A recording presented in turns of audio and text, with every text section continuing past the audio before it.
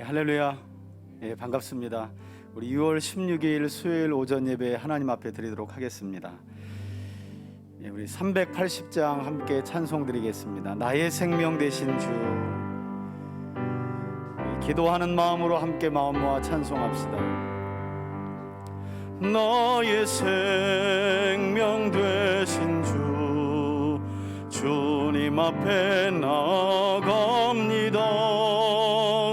주의 흘린 보혈로 정케 하사 받아주소서.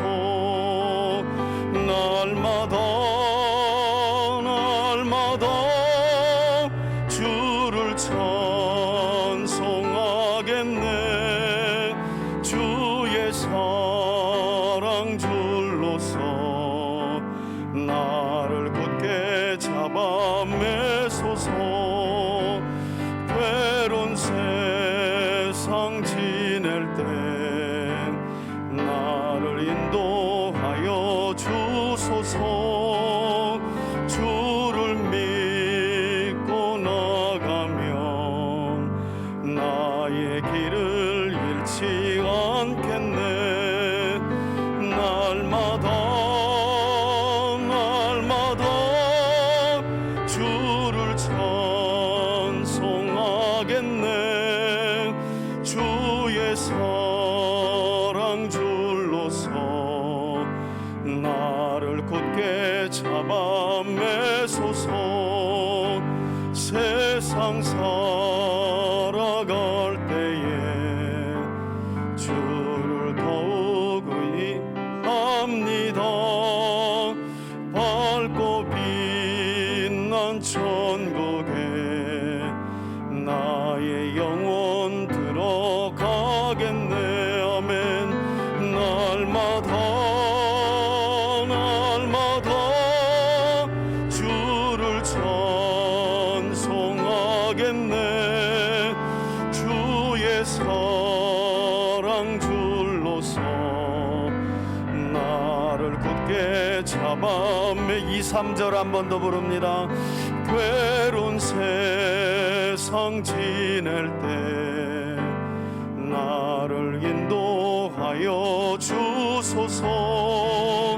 주를 믿고 나가면 나의 길을 잃지 않겠네. 날마다 주를 찬송하겠네. 주의 사랑 줄로서 나를 굳게 잡아 매소서. 세상 살아갈 때에 주를 더욱 사랑합니다. 밝고 빛난 천국에 나의 영혼 들어가겠네. 날마다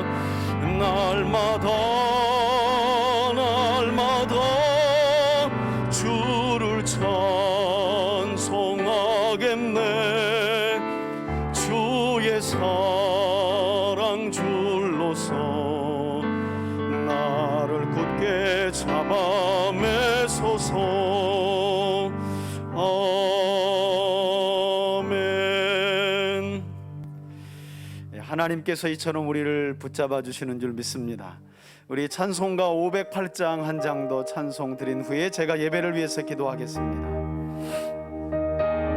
우리가 지금은 나그네 되어도, 우리가 지금은 나그네 되어도 화려한 천국에 머지않아 가리니. 이 세상 있을 때 주 예수 위하여 끝까지 힘써 일하세. 주 내게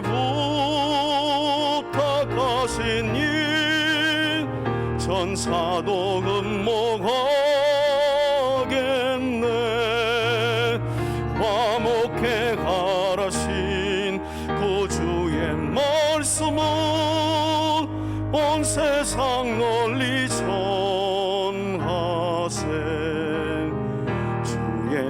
말씀이 온 세상 만민들 흉악한 죄에서 떠나라 하시니 이 말씀 듣고서 새 생명 얻으라 이 기쁜 소식 전하세. 주 내게 부탁하신 일 전사도 근모하겠네. 화목해 가라신 구주의 말씀은 온 세상 널리 전하세. 영생의 복락과 천국에 갈 길을 만백성 알도록 나가서 전하세. 주 예수 말씀이 이 복음 전하라 우리에게 부탁하셨네. 주 내게 부탁하신 일 전사도 근모하겠네. 화목해 가라신 구주의 말씀은 온 세상 널리 전하세. 아멘. 누가복음 23장 1절로 12절, 제가 가진 성경은 신약성경 137쪽에 있습니다. 저와 여러분들이 함께 합독해 나아가도록 하겠습니다. 1절부터 함께 읽습니다. 앞에도 나와 있습니다. 함께 읽습니다. 시작. 무리가 다 일어나 예수를 빌라도에게 끌고 가서 고발하여 이르되 우리가 이 사람을 보매 우리 백성을 미혹하고 가이사에게 세금 바치는 것을 금하며 자칭 왕 그리스도라 하더이다 하니, 빌라도가 예수께 물어 이르되 내가 유대인의 왕이냐? 대답하여 이르시되 내 말이 옳도다. 빌라도가 대제사장들과 무리에게 이르되 내가 보니 이 사람에게 죄가 없도다 하니, 무리가 더욱 강하게 말하되 그가 온 유대에서 가르치고 갈릴리에서부터 시작하여 여기까지 와서 백성들을 소동하게 하니라. 빌라도가 듣고 그가 갈릴리 사람이냐 물어 헤롯의 관할에 속한 줄 알고 헤롯에게 보내니, 그때에 헤롯이 예루살렘에 있더라. 헤롯이 예수를 보고 기뻐하니 이는 그의 소문을 들었으므로 보고자 한지 오래였고 또한 무엇이나 이적 행하심을 볼까 바랐던 연고로라. 여러 말로 물으나 아무 말도 대답하지 아니하시니 대제사장들과 서기관들이 서서 힘써 고발하더라. 헤롯이 그 군인들과 함께 예수를 업신여기며 희롱하고 빛난 옷을 입혀 빌라도에게 도로 보내니, 헤롯과 빌라도가 전에는 원수였으나 당일에 서로 친구가 되니라. 아멘. 할렐루야. 예, 우리 한번 말씀 제목을 따라 합시다. 원수와 친구가 된 총독 빌라도. 예, 내용을 듣지 못하면 원수와 친구를 맺었다? 이렇게 신실한 믿음이 있나 이렇게 착각할 수 있는데, 하나님을 반역하는 일에 원수와 친구를 맺은 일입니다. 그 일에 바로 이 총독 빌라도라는 사람이 엮여 있는데, 오늘은 그 인물에 대해서 6번째 시간 함께 좀 나누려고 합니다. 여러분, 오늘 우리가 함께 살펴볼 신약 성경의 인물은 방금 전 제가 소개시켜 드린 것처럼 총독 빌라도인데요, 총독 빌라도 하면 사실은 기네스에 오를 만한 그런 인물이기도 해요. 왜냐하면 기독교 2000년 이래 교회 공동체가 계속해서 그 이름을 가장 많이 불렀던 사람 하면 누구예요? 왜 그럴까요? 사도신경 안에 본디오 빌라도에게 고난을 받으사, 본디오 빌라도에게. 제가 볼 때 그 당시를 살아간 빌라도가 그와 같이 2000년 동안 자기 이름이 신앙 고백 안에 들어가져서 신앙 고백 안에서 예배 드릴 때마다 본디오 빌라도 죽일 놈, 본디오 빌라도 죽일 놈 하고 신앙 고백에 자기 이름이 들어갈 것이라고 상상해나 했겠는가? 여러분, 그런데 우리가 이런 부분에서 어떤 점을 깨닫냐면, 내가 살아가면서 이 문제는 하나님과 나와의 관계에 있어서 또 내 인생의 삶 전체에 있어서 별것 아닌 것처럼 넘길 수 있는 일이 있는데, 그게 우리 인생에서 우리가 생각지 못한 치명타일 수가 있다는 것도 우리가 기억할 필요가 있어요. 여러분, 빌라도가 유대 지역을 관할하며 총독 역할을 하면서 예수님에게 십자가형을 언도할 때, 그것이 빌라도 인생 전체에서요, 빌라도에게는 큰일이 아니었어요. 그저 일어날 폭동을 염려해서 그냥 유대인들에게 죄인 하나 무죄를 선고하려고 했지만 그냥 죄인 하나 죽여라 하고 넘기는 일이었어요. 그런 일은 빌라도에게 여러 번 있었고 항상 있는 일이었어요. 총독은 재판을 주관하기도 했기 때문에 아주 일상적인 일일 수밖에 없었다는 거예요. 그런데 그 일이 역사를 두고두고 빌라도에게는 아주 치명적인 사건이 되었다는 것이죠. 저는 그런 점에서 오늘 설교를 하기 전에 빌라도가 두고두고 2000년 교회 역사를 지나는 동안 자기 이름이 교회 공동체의 신앙 고백에 들어가서 죽일 놈 하고 일컬어질 것을 몰랐던 것처럼, 저와 여러분들도 우리의 삶을 한번 돌아보면서 이거 별것 아니겠지 하고 우습게 넘긴 그 일이 우리 인생의 발목을 잡는 일이 될 수 있다는 사실을 여러분들이 유념할 수 있기를 주의 이름으로 축원해 드립니다. 여러분, 본디오 빌라도라고 하는 총독은요, 주후 26년에서 36년까지 대략 한 10년 동안 당시 이스라엘의 지중해에 위치한 이 가이사랴 항구에 로마군이 주둔해 있었는데, 이 주둔했던 로마군을 10년 동안 이끌었던 사람이 바로 총독 빌라도였고요. 당시 빌라도는 헤롯 집안의 다른 분봉왕들과 함께, 헤롯 대왕이 죽으면서 유대 지역은 그의 아들들 셋이 쪼개 나눠 가졌거든요. 이때 유대와 예루살렘 그리고 이제 사마리아와 이두메 지역 일부까지 관할했던 사람이 총독 빌라도였는데, 본래는 총독이 다스렸던 것이 아니라, 오늘은 좀 역사적인 이야기를 좀 많이 다뤄야 돼요. 왜냐하면 성경에서 빌라도 얘기는 많이 나오지 않기 때문에. 여러분, 이 빌라도가 유대 지역의 총독으로 다스리게 된 배경은요, 헤롯 대왕의 아들이었던 헤롯 아켈라오가 폐위되면서 너무 잔혹하게 아버지 헤롯 대왕을 닮아 유대 지역을 다스렸는데, 그로 인해서 헤롯 아켈라오가 폐위되고 그 자리에 그 당시에 로마 황제는 티베리우스, 우리 성경에는 디베리오라고 하는 황제였는데, 이 황제가 아켈라오를 폐위시키고요, 그 유대와 예루살렘, 늘 이 종교적인 문제로 폭동을 일으키는 그 지역을 로마군을 이 가이사랴에 주둔하면서 총독을 부임시켜서 다스리려 했다는 거예요. 그러면서 총독제가 세워지게 됩니다, 유대 땅에. 그리고 그 총독으로 5번째 총독으로 부임했던 사람이 바로 오늘 우리가 함께 살펴볼 인물인 빌라도라는 총독이었던 거예요.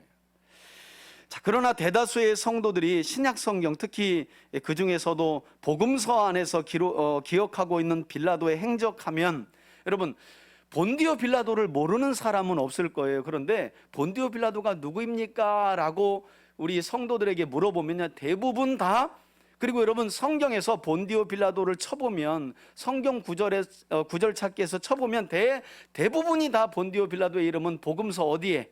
다 뒤에 나와 있어요, 뒤에. 그래서 본디오 빌라도에 관한 이야기하면 성도들이 늘 기억하는 것은 유대 지도자들에게 예수님을 넘겨받아서 무죄임을 알고도 폭동이 일어날까 염려하여, 왜? 총독 자리 날아갈까 봐 예수님에게 뭘 언도한? 십자가형을 언도한 그 일밖에 잘 기억을 못 하신다는 거예요. 그런데 여러분, 복음서를 유심히 살펴보면 본디오 빌라도가 행한 행적은 예수님에게 십자가형만을 선고한 것이 아니었다는 것을 우리가 알 수 있어요. 특별히 누가복음 13장을 한번 펴보시면, 우리 함께 한번 좀 펴볼까요? 누가복음 13장입니다. 앞에 나오지 않으니까 우리 온라인을 통해서 예배하시는 분들도 성경을 찾아보시기 바라요. 자, 1절부터 5절까지만 함께 읽겠습니다. 함께 읽습니다. 시작. 그때 마침 두어 사람이 와서 빌라도가 어떤 갈릴리 사람들의 피를 그들의 제물에 섞은 일로 예수께 아뢰니, 대답하여 이르시되 너희는 이 갈릴리 사람들이 이같이 그러므로 다른 모든 갈릴리 사람보다 죄가 더 있는 줄 아느냐? 너희에게 이르노니 아니라. 너희도 만일 뭐하지 아니하면, 회개하지 아니하면 다 이와 같이 망하리라. 4, 5절입니다.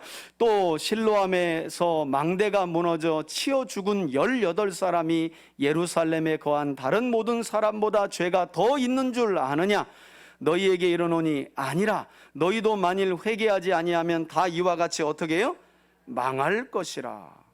여러분, 여기 누가복음 13장에 보니까 복음서 맨 뒤에서만 언급되었던 누구의 이름이 언급되어 있어요? 빌라도라는 이름이 언급되어 있어요.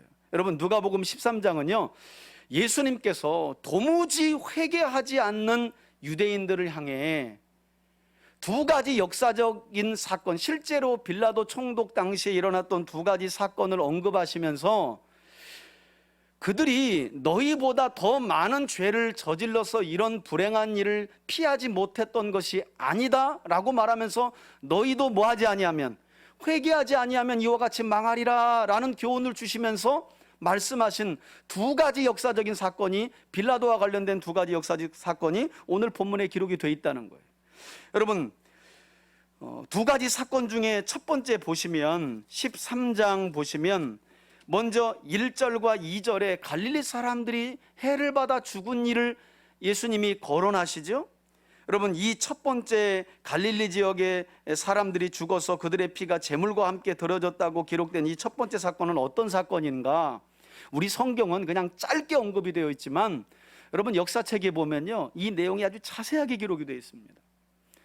유대 지역의 다섯 번째 총독으로 부임한 이 빌라도는요, 예루살렘이 겪고 있는 가장 큰 문제인 식수난을 해결하기 위해서 이 가이사랴로부터 예루살렘까지 긴 수로 공사를 시작을 해요.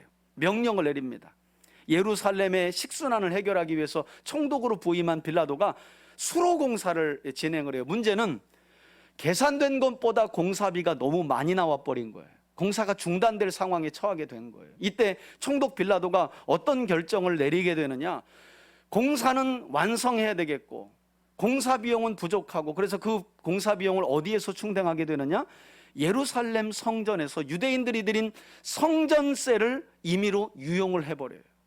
처음에는 이 사실이 알려지지 않았다가 나중에 유대인들이 이 사실을 알게 되면서, 우리가 하나님께 드린 헌금을 총독이 그냥 강제로 가져가서 수로공사에 써버리니 유대인들이 난리가 난 거예요.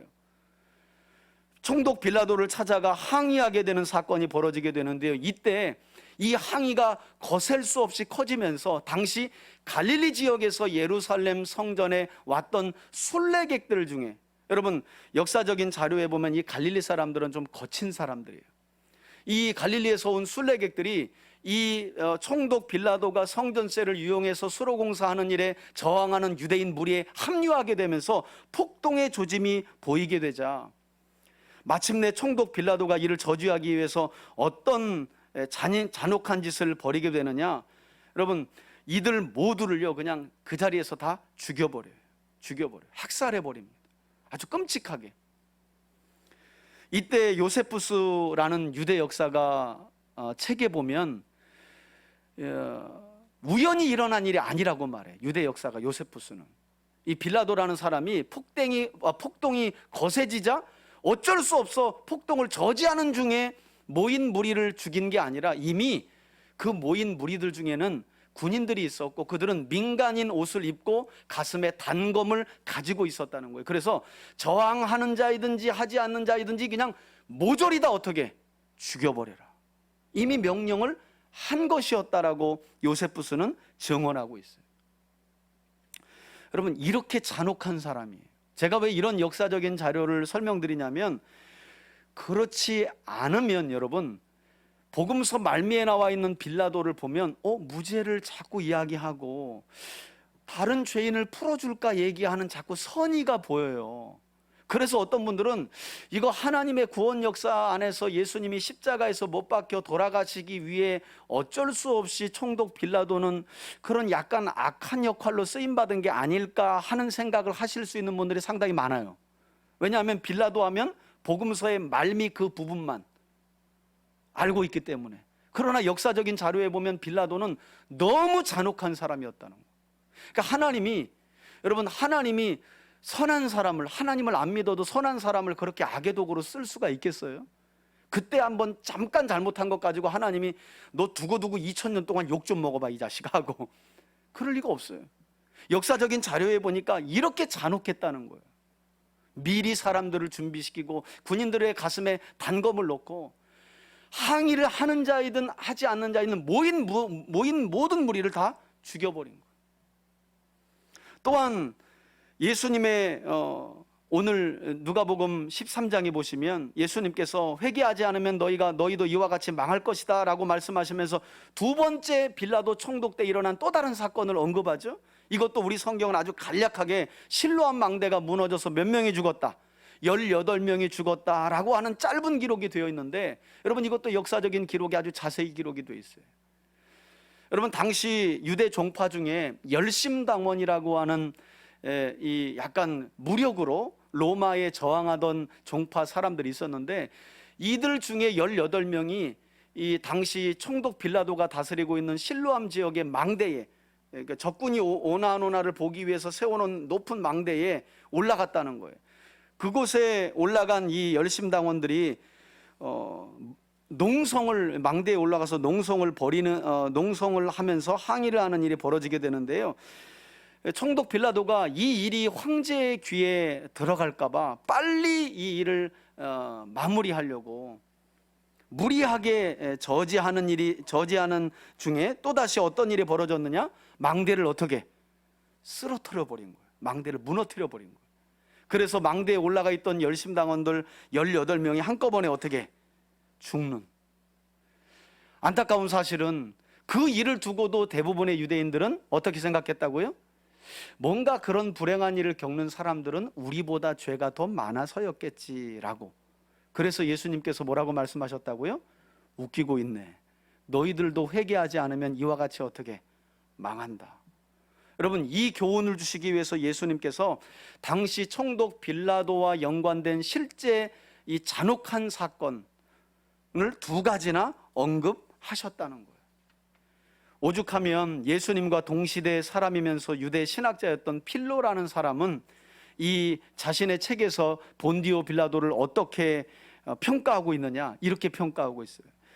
그는 뇌물을 좋아하고 신을 모독하며 사람에게 공평하지 않은 재판을 하고 근거도 없는 중형을 내리기로 유명했으며 거칠고 악의가 있는 잔혹한 사람이었다. 여러분 본디오 빌라도는 어쩔 수 없어 예수님께 십자가형을 언도한 사람이 아니라 잠깐 나타나서 하필이면 왜 이 시점에 등장해가지고 그가 온폭 다 그 죄를 뒤집었으나 그런 사람이 아니었다는 거. 본래가 악한 사람이었다. 아주 잔혹한 사람이었다는 거예요. 이뿐만 아니라 유대 역사가 요세푸스의 기록에 따르면요, 그가 부임하던 초기에, 총독으로 유대 지역에 부임하던 초기의 일도 기록하고 있는데, 로마 황제 티베리우스에게 임명을 받았잖아요. 그러니까 황제에게 충성도 해야 되고 이제 새롭게 다스려야 할 유대와 예루살렘 사람들에게 자기의 권세를 좀 드러내야 되잖아요. 그래서 황제에게 충성을 다짐하면서 이 유대 지역에 처음으로 부임했던 이 빌라도가 어떤 행위를 벌였다고 요세푸스가 기록하고 있냐면, 황제의 얼굴이 새겨진 새로운 깃발을 만들어 가지고 성전 안에 들어가서 꽂아버려요. 여러분 여러분들이 기겁을 합니다. 하나님의 성전에 이방 나라 황제의 얼굴이 새겨진 깃발이 딱 꽂아진 거예요. 나름 빌라도 총독은 황제에게 충성하고 자기 권세를 드러내려 했던 일이었어요.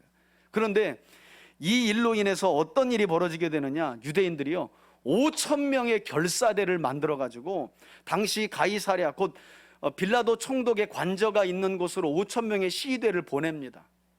그런데 이게 처음에 이게 기싸움이잖아요. 기싸움. 총독으로 부임했는데 요것들 봐라, 어떻게 폭동으로 자기에게 압력을 가해가지고 힘을 빼려고 하는. 여러분 그래서 그 자리에서 총독 빌라도가 5,000명의 시위대를 원형 경기장으로 몰고요 군인들에게 칼을 빼라고 명령을 해요. 근데 어떤 일이 벌어지게 되느냐, 이 5,000명의 결사대가 저항하지 않고요 바닥에 엎드려 가지고 목을 댑니다. 목을. 하나님의 성전이 더러워지느니 차라리 우리의 목을 치라. 그런데 부임하자마자 5천 명을 죽였다 그러면 어떤 황제가 총독을 신임하겠어요? 그래서 어쩔 수 없이 뺐던 칼을 어떻게 집어넣은 일도 있어요. 아주 잔혹한 사람이었다는 거예요. 그런가 하면 그 이후에도 또다시 로마 신이 새겨진 깃발을 예루살렘 성벽에 이번에는 서쪽에다가, 그러니까 자꾸 이 황제에게 충성을 하고 싶었나 봐. 성벽의 서쪽에다, 그것도 밤중에 군인들을 시켜서 또 걸어요. 그러니까 유대인이 지도자들이 하지 말라는 거 제발 좀 안 하면 우리도 순순히 말을 잘 듣겠다. 그런데 빌라도는 하지 말라는 것만 찾아서 하는 거예요. 결국 이때 유대 지도자들이요, 말이 안 통하니까 지도자들 중에 몇 명이 로마 황제를 찾아가, 티베리우스를 찾아가서요, 총독이 부임한 이후로 너무 가혹하고 혹독하게 우리를 다스려서 지금 유대 사회에 불만이 많다. 여러분, 그로 인해서 어쩔 수 없이 또 황제의 명령 때문에 깃발이 내려지게 되는, 이런 일들이 역사적인 기록에 한두 번이 아니라는 거예요. 그런가 하면 또 어떤 일도 있었느냐? 이번에는 유대와 예루살렘 지역에서 벌어진 일이 아니라 사마리아 지역에서도 큰 사건이 벌어지게 되는데, 사실은 이 사건 때문에 빌라도가 총독에서 이제 제명되게 된 거예요. 사마리아 지역에서 모세의 성물이 숨겨졌다는 소문이 돌아가지고 그 모세의 성물을 찾겠다고 사람들이 그리심산에 모였는데요, 이게 이제 첩보가 이 총독 빌라도에게 들어간 거예요. 그런데 빌라도에게 어떻게 들어갔느냐? 폭동이 일어날 조짐이 있다, 사람들이 또 모였다. 그래가지고 이 소식을 들었던 빌라도 총독이 군인을 이끌고요, 그리심산에서 모세의 성물 찾겠다고 모여든 사람들을 오해하고 착각해가지고 그 자리에서 또 잔혹하게 죽여버립니다.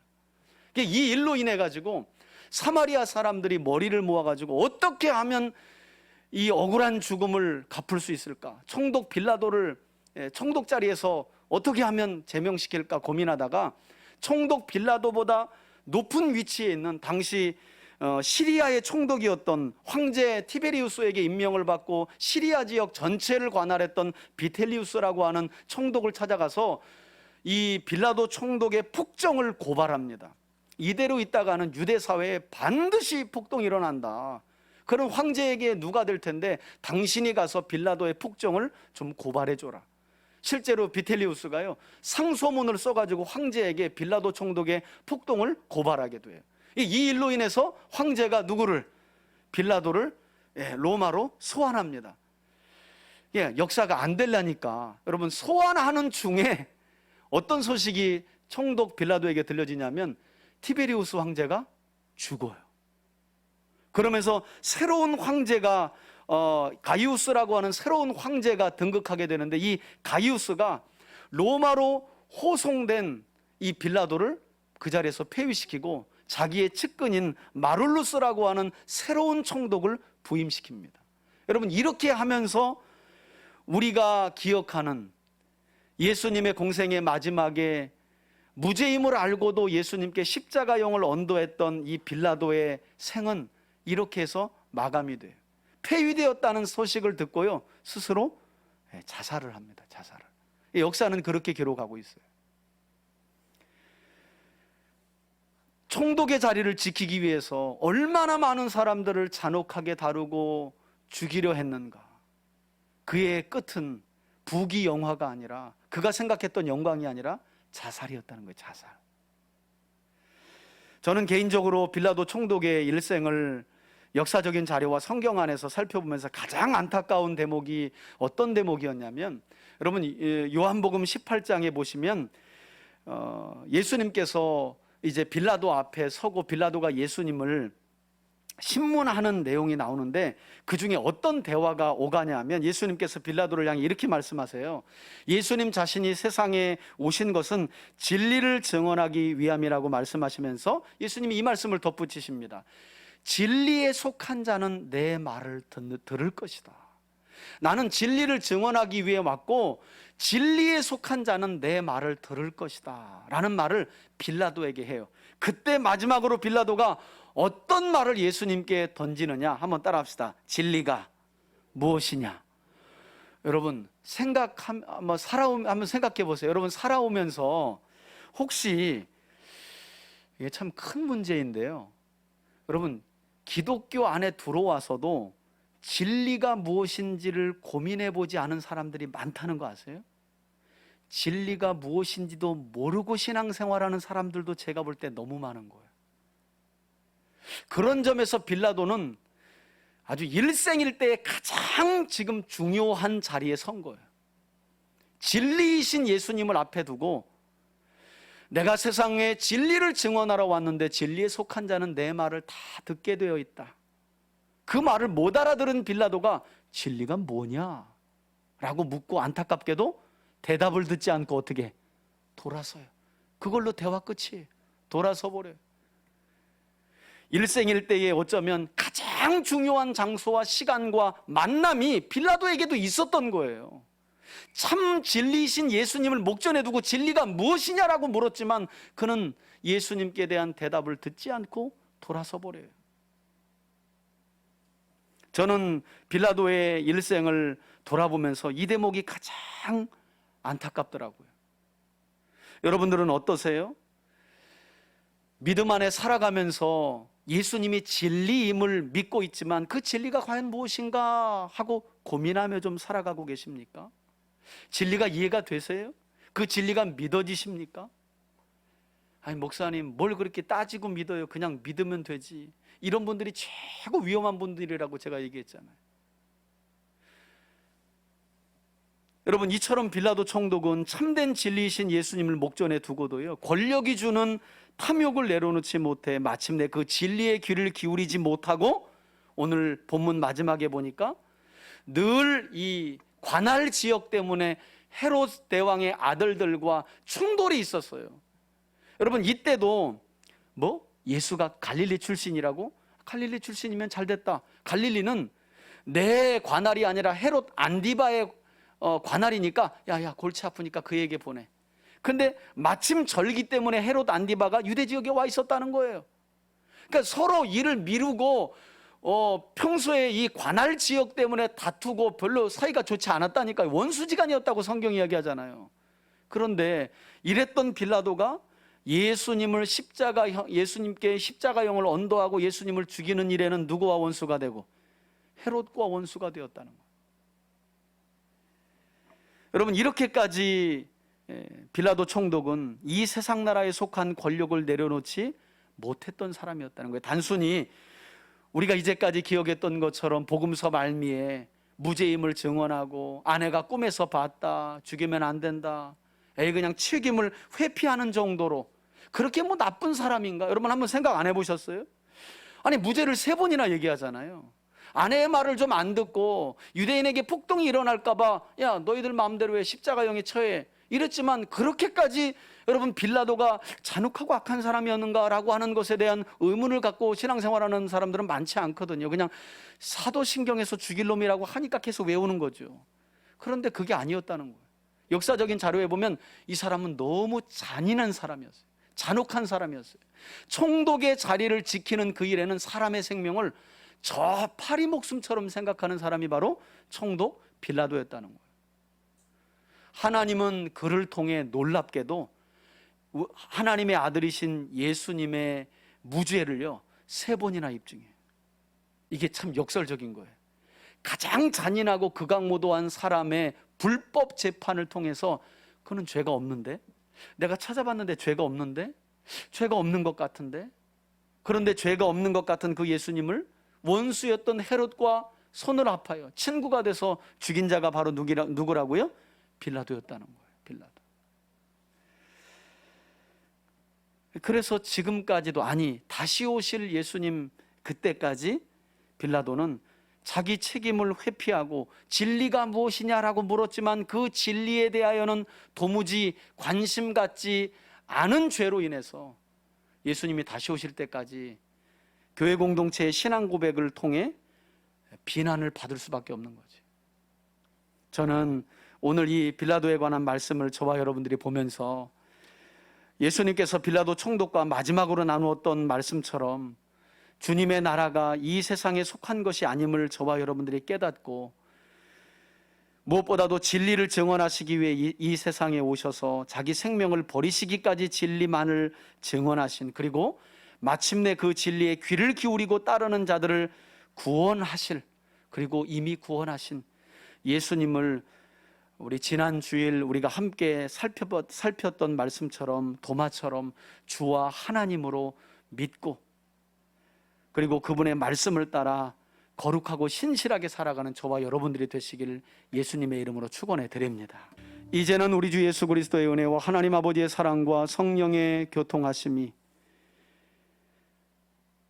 하나님을 거스리는 그 일에 원수 헤롯과 친구가 되었던 일생에 이 세상 나라에 속하여 탐욕에 치우치고 탐욕에 삼켜져 잔혹한 삶을 살다